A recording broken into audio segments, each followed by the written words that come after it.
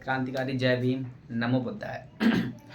कहते हैं समुंदर का पानी कभी सूखा नहीं करते, समुंदर का पानी कभी सूखा नहीं करते और रेगिस्तान में तूफान कभी रुका नहीं करते। अरे हम तो बाबा साहब के दीवाने हैं, हम तो बाबा साहब के दीवाने हैं। किसी मनुवादी या किसी पाखंडवादी अंधविश्वासी बाबाओं के आगे झुका नहीं करते। जय भीम, नमो बुद्धाय। कल जो हिंदी की क्लास मैंने स्टार्ट की थी, अर्थात भाषा हिंदी के बारे में, हिंदी का विकास बता दिया, उसकी भाषा क्या होती है, बोलियाँ कितनी होती है, उसकी उपभाषाएं कितनी होती हैं। अब हमारे जो हमें पढ़ना है क्या, व्याकरण। अर्थात भाषा के जो हिंदी भाषा के प्रकार भी पढ़ा दिए थे, मौखिक, लिखित, सांकेतिक। सबसे कठिन भाषा किसको कहते हैं, सबसे सरल क्या होता है, ये भी बता दिया था। अर्थात सबसे सरल भाषा कैसे कहते हैं, मौखिक, जो सामने बोलते हैं, हम जो बोल रहे हैं वो आपको समझ में आ रहा। सबसे कठिन क्या होती है, सांकेतिक, पता नहीं किस प्रकार का संकेत दे दे। और एक बात याद रखें, जैसे आप किसी रोड पर जा रहे हैं और किसी ने हॉर्न बजाया, कोई गाड़ी आपके पीछे आ रही है, उसने हॉर्न दिया, जब तक कोई आवाज़ आपके कानों तक सुनाई ना दे तब तक वो मौखिक भाषा नहीं होगी। याद रखना, अगर किसी ने हॉर्न दिया, कोई ऊ कर रहा, आ कर रहा, तो इसकी आवाज़ करना, ऊ की जो आवाज़ आती, हॉर्न की, पी पौ, ऐसी चीज जब भी आवाज़ आए आपके कानों तक, अर्थात ये याद रखना, ये मौखिक भाषा नहीं, ये याद रखना किस प्रकार, एक प्रकार से सांकेतिक भाषा होगी। याद रखना, जब तक कोई भाषा बोली ना जाए तो संकेत सबसे कठिन, और मौखिक, जो मौखिक बोलचाल की भाषा सबसे सिंपल, और जो लिखित भाषा होती वो ना कठिन होती ना सरल होती। तो स्टार्ट करना व्याकरण। बात आती व्याकरण होती क्या है। व्याकरण, देखो व्याकरण किसे कहते हैं, जैसे बी कितने शब्दों से मिलकर बनी, बी आ प्लस करण, व्याकरण। वी आ प्लस करण मतलब व्याकरण। अब इसका देखा जाए, इसका जो शाब्दिक अर्थ होता है, इसको भली भांति जानना या समझना। इसका शाब्दिक अर्थ, इसका शाब्दिक अर्थ, शाब्दिक अर्थ, इसका शाब्दिक अर्थ होता है भली भांति, भली भांति समझना। इसका शाब्दिक अर्थ होता है भली भांति समझना। अब हमें पढ़ना क्या था, व्याकरण को सीधा मतलब भली भांति समझ, लेकिन इसकी परिभाषा नहीं हुई है। इसको हम परिभाषा क्या, इसकी परिभाषा दूसरे प्रकार से बनेगी। परिभाषा, इसका सीधा शाब्दिक अर्थ हो गया क्या, भली भांति समझना, भली भांति जानना। व्याकरण का वी आ प्लस करण, इसका शाब्दिक अर्थ होगा किसी चीज को भली भांति समझना, किसी चीज को भी भली भांति समझना या जानना, क्या होती है, व्याकरण। अर्थात अब व्याकरण का जरूरत क्या पड़ेगी, मतलब हम कह सकते किसी भी चीज का शुद्ध उच्चारण, कोई वस्तु है या कोई चीज है उसके बारे में हमें जानकारी देना है, क्या है, व्याकरण। उसका शुद्ध उच्चारण, उसके हम कितने सही तरीके से बोल सकते हैं, शुद्ध उच्चारण, और उसको किस प्रकार से हम पढ़ सकते हैं, शुद्ध पढ़ना, शुद्ध उच्चारण, शुद्ध लेखन, शुद्ध प्रयोग। ये तीन चीज ज्यादा पता याद रखना। इसकी हमें क्या करना, व्याकरण का परिभाषा कैसे, मतलब शुद्ध, जो हमें शुद्ध लिखना,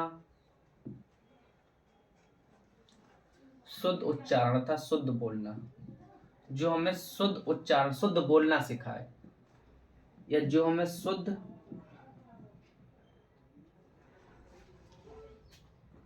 लिखना, पढ़ना, शुद्ध प्रयोग,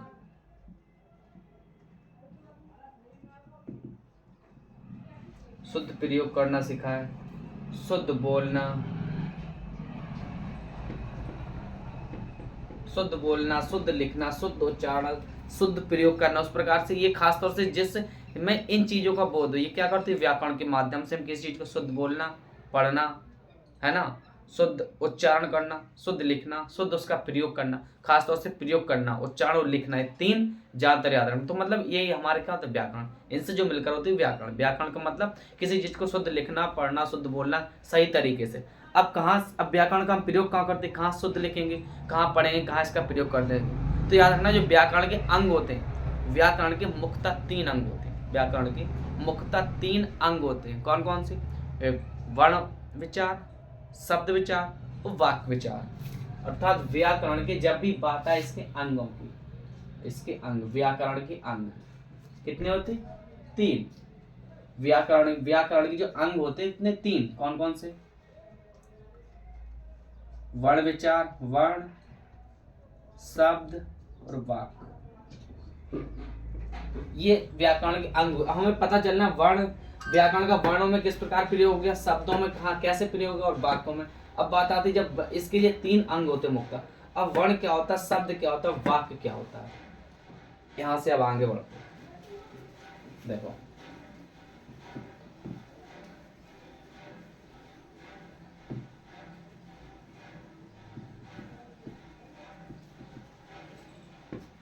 व्याकरण,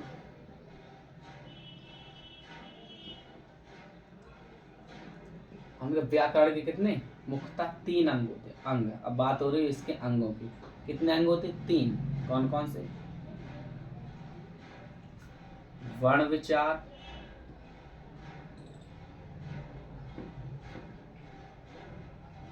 शब्द विचार,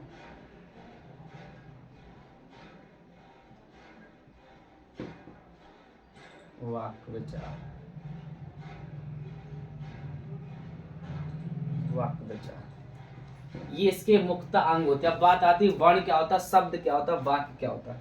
तो याद रखना, जो वाक्य होता है शब्दों का सार्थक योग, अर्थात जो वाक्य शब्दों से मिलकर बनता है और वर्ण से मिलकर शब्द बनता है। मतलब हम कह सकते हैं वर्णों से क्या बना, वर्णों से मिलकर शब्द और शब्द से मिलकर वर्ण। बात आती है फिर वर्ण क्या होता है, वर्ण किससे मिलकर बना होता है? तो वर्ण जो होता है, वर्ण किससे, वर्ण ध्वनि से मिलकर बनता है, वर्ण ध्वनि। सब बात आज ध्वनि क्या होती है, तो याद रखना ध्वनि, जो ध्वनि होती है हम कह सकते हैं भाषा की मौखिक इकाई, भाषा की मौखिक इकाई।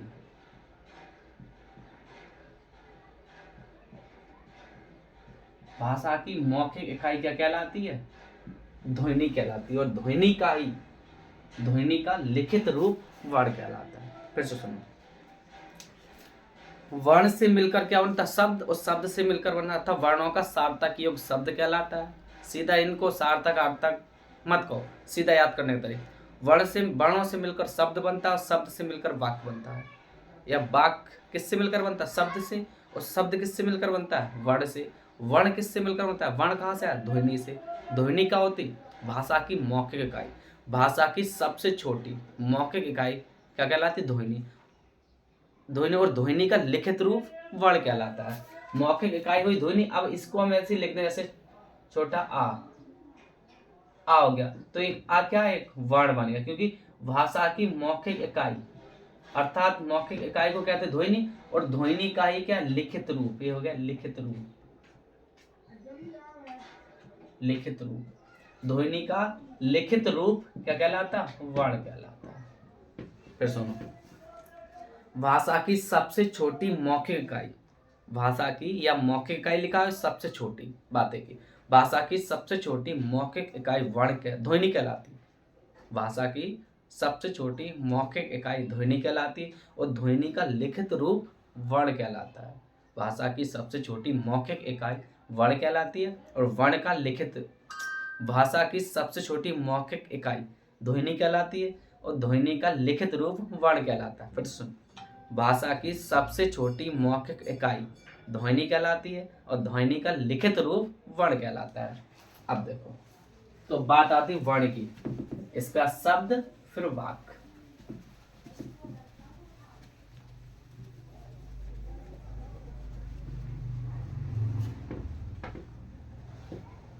वर्ण, तो हमें याद रखना, देखो हमने कहा भाषा की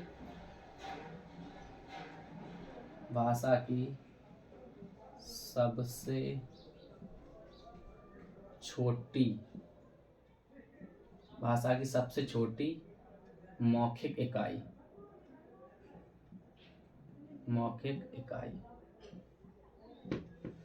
भाषा की सबसे छोटी मौखिक इकाई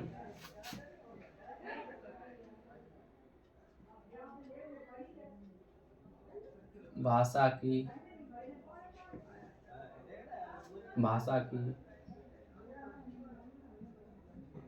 सबसे छोटी लिखित इकाई,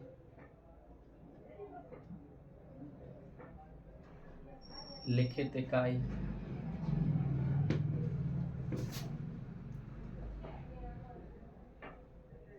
भाषा का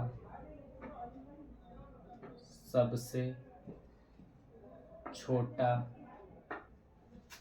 अंग या इकाई, ध्वनि का लिखित रूप, ध्वनि का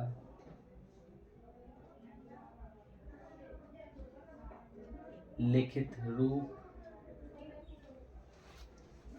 अर्थ के आधार पर भाषा की सबसे छोटी इकाई, अर्थ के आधार पर भाषा की सबसे छोटी इकाई, सबसे छोटी इकाई। याद रखना एक चीज, चलो बाद में, इसके बाद एक क्वेश्चन आता भाव या भावार्थ के आधार पर भाषा की सबसे छोटी इकाई।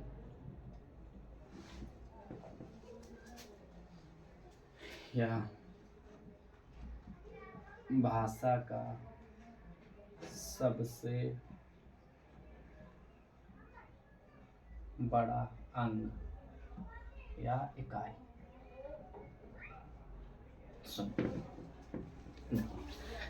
पहला क्वेश्चन, भाषा की सबसे छोटी मौखिक इकाई। 1 मिनट।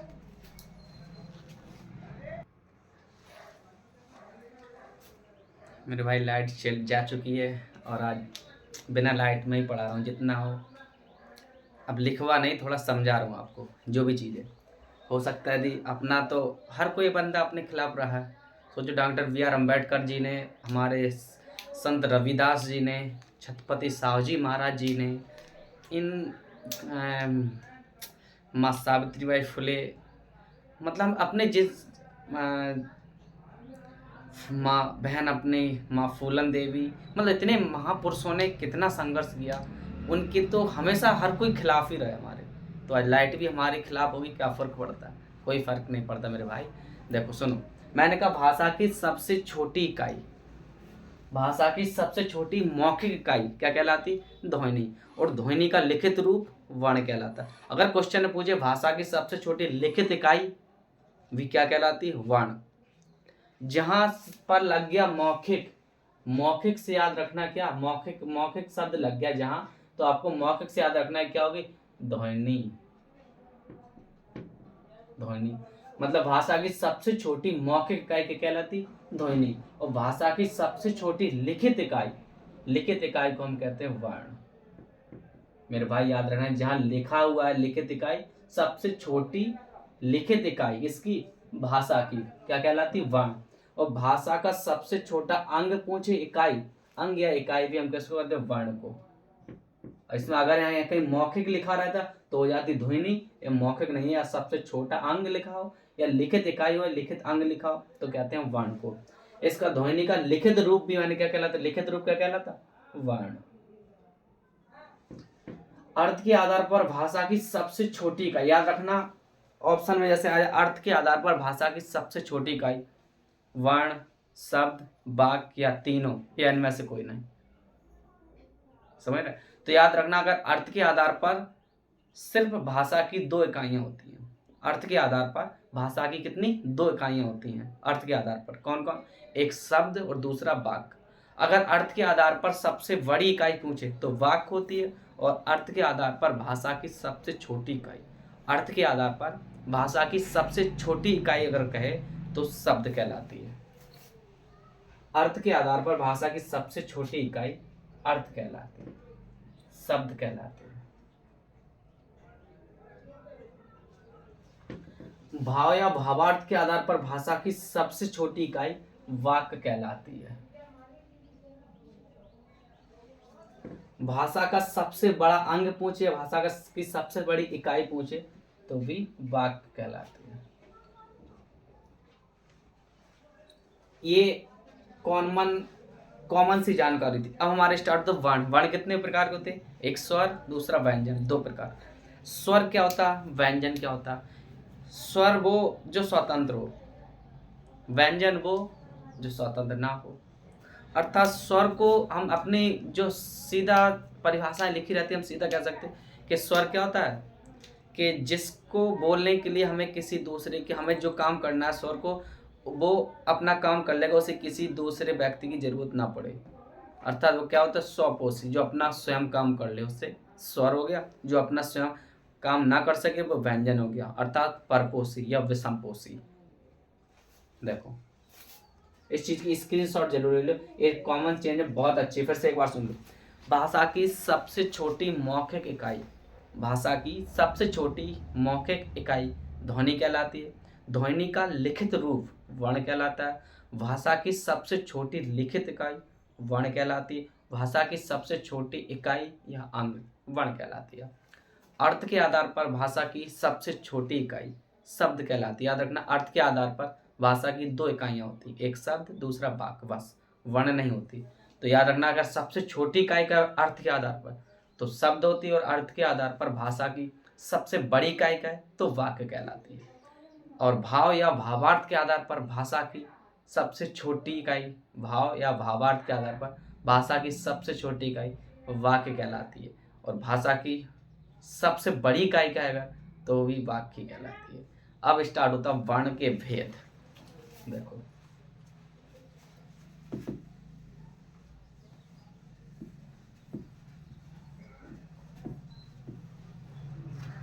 क्या करूं, लाइट तो आ नहीं रही।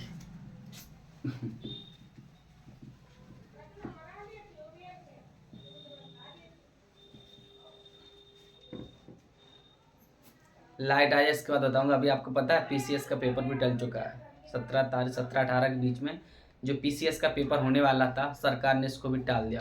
क्योंकि अगर पढ़ेगा इंडिया तो बढ़ेगा इंडिया, और जब नहीं पढ़ेगा इंडिया तो कहाँ से बढ़ेगा इंडिया। अगर लोग पढ़ेंगे लिखेंगे तो आपसे सवालात करेंगे सरकार से, और जब लोग पढ़ेंगे नहीं तो सरकार से सवाल ही नहीं करेंगे कि कहाँ पर क्या कर रही सरकार। जिसको लूटना है लूटे, कोई फ़र्क नहीं पड़ता। इसलिए पेपर को टाल दिया पीसीएस का। आज के अखबार में निकला हुआ है। अब थोड़ा देख लूँ, लाइट है नहीं, क्या करूँ, लाइट आ जाए तो फिर अपने तो क्या, मैंने कहा नहीं, हमारे इतने महापुरुष हैं, सभी ने किस प्रकार से संघर्ष किया ये आपको याद रखना पड़ेगा। तो हमारे तो सभी लोग खिलाफ रहे हैं ना, तो इसलिए सभी को फिर से क्रांतिकारी जय भीम, नमो बुद्धाय। अब इसके जो आगे का वर्ण है उसके प्रकार, वेद, वर्ण, व्यंजन, शब्द, वाक्य, वो धीरे धीरे आपको कंटिन्यू ऐसे चलता रहेगा। रोज का एक क्लास मिलेगा, हो सकता डबल क्लास ही मिले। कल मैंने एक नहीं 3-3 क्लास डाली थी कल मैंने आपके। तो इतना ही कहूँगा कि भाई अगर पसंद आए तो लाइक कीजिए, लाइक, कमेंट, सब्सक्राइब, और भाई को सपोर्ट भी कीजिए। क्रांतिकारी जय भीम, नमो बुद्धाय, जय भीम आर्मी।